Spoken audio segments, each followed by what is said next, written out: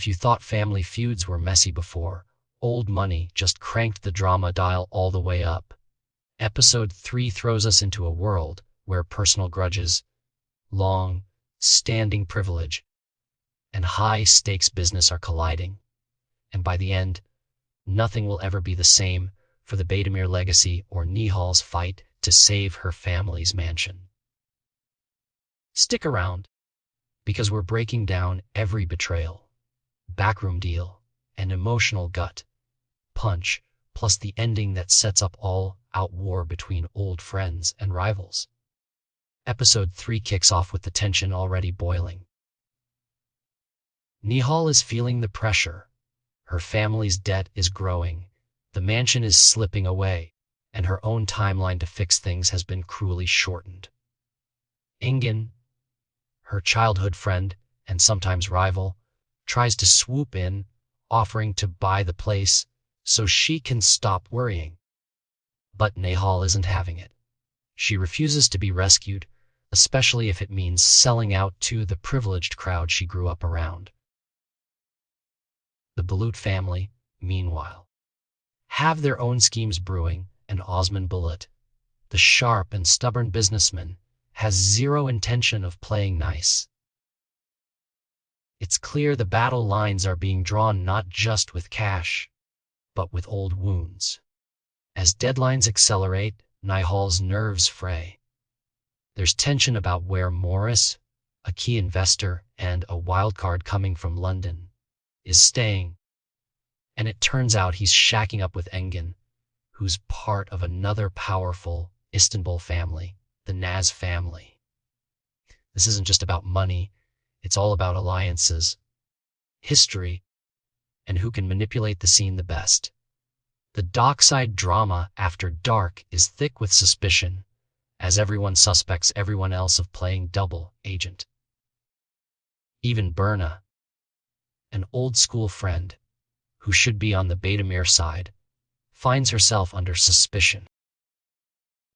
The show gives us a glimpse of just how deep these connections go, flashing back to wild high school memories shared in Paris and Oxford, where brunches were decadent and fights were barely hiding behind laughs. It's a tight-knit world, and Nihal's outsider status is reinforced by everyone who tries to draw her back in or push her out. While the privileged sets squabble over their old allegiances, Nihal's struggle is more personal. She's still smarting from her time in France, where, after her mother's death, she lived in poverty and obscurity, even sleeping in a park and working in a hot dog shop just to survive. She never made her suffering anyone else's burden, showing her resilience through and through. Now, in Istanbul, she's under the microscope as her loyalties are questioned by everyone, including Osman Bulut, who expects her to submit to the Bulut family's rules and reporting structures for the lucrative boat project. Osman's insistence on weekly progress reports feels less like professionalism and more like an act of domination, a demand from the new money corner. Nihal refuses, clinging tight to her principles and dignity. But the pressure mounts as Engin, unable to win through charm or negotiation, starts openly maneuvering against her, recruiting contacts, forming alliances, trying to sabotage her efforts at every turn. In the thick of all this, we see personal relationships unravel and expose hidden motives. Engin claims it's not about business. It's about Nihal herself, hinting at feelings that go back to Madrid and their shared history. He's fixated on the belief that, despite everything, Nihal will end up with him and only see Osman as a distraction.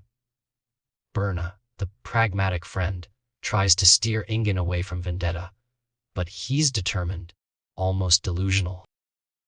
In the midst of the chaos, Osman is shown as icy and uncompromising, locking Engin out of the port business and securing top HR talent, blocking every move from the opposition.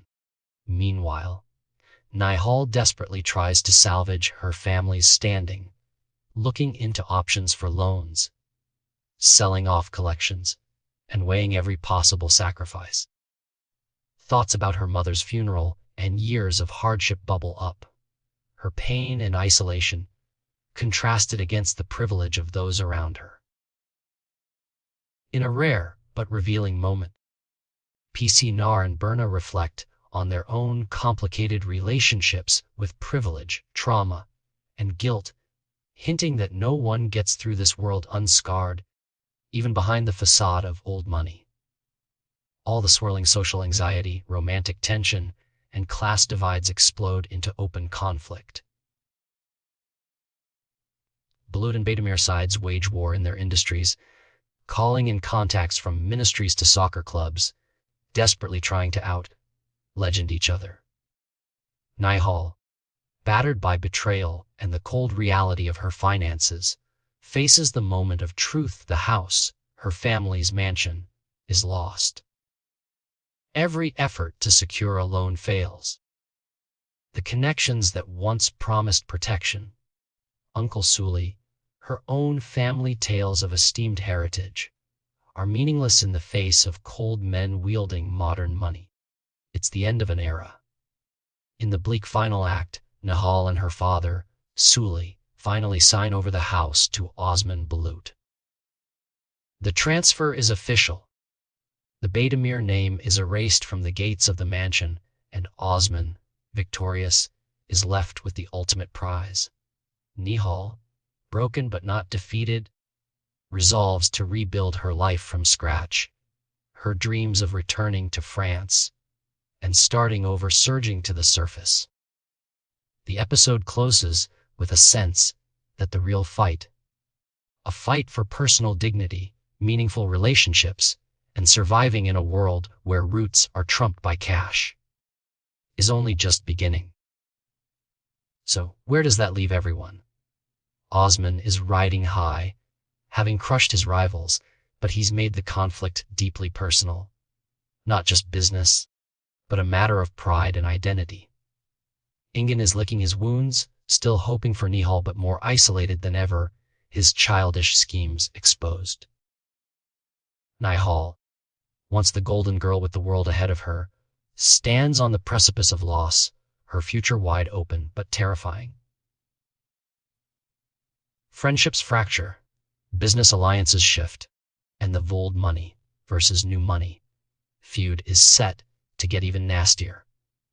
Old Money Episode 3 is a gut punch, a lesson in how privilege, trauma, and survival intertwine, and how even when history runs deep, money and power can rewrite the story. It's a turning point, setting everyone up for a battle that shoves them out of their comfort zones and challenges every old loyalty. If you were blown away by the twists in this episode or felt the pain of Nihal's big loss, drop your thoughts below. Did you see the mansion handover coming? Or do you think someone's gonna snatch victory back in the next round? Make sure to hit that like button if you're loving these recaps. Share this video with your drama-loving friends. And subscribe for deep dives into every episode. Because in Old Money, the biggest secrets are still waiting to be revealed.